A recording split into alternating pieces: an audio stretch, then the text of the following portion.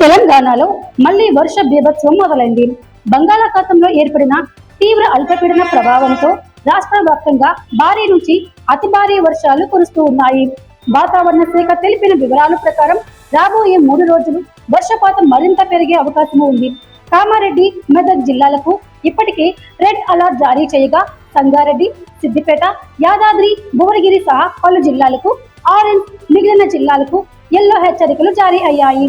ఈ నేపథ్యంలో రాష్ట్ర ప్రభుత్వం అప్రమత్తమైంది. ముఖ్యమంత్రి రేవంత్ రెడ్డి బుధవారం ఉన్న అధికారులతో సమీక్ష నిర్వహించారు.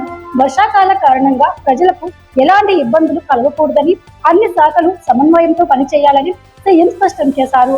పాత ఇంట్లో నివసించే వారిని సురక్షిత ప్రాంతాలకు తరలించేందుకు తక్షణ చర్యలు తీసుకోవాలని సూచించారు.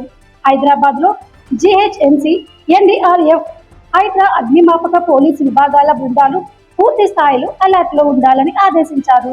వినాయక చవితి సందర్భంగా విద్యుత్ స్తంభాలు, ట్రాన్స్ఫార్మర్లు వద్ద ప్రమాదాలు జరగకుండా ప్రత్యేక జాగ్రత్తలు తీసుకోవాలని ట్రాన్స్కో అధికారులకు సూచించారు. లోతట్టు వంతెనల వద్ద నీటి ప్రవాహం పెరిగినట్లయితే రాకపోకలు తక్షణమే నిలిపివేయాలని ఆదేశించారు. చెరువులు, కుంటల వద్ద ముందు జాగ్రత్తలు తీసుకోవాలని నీటిపారుదల శాఖ అధికారులను సీఎం ఆదేశించారు.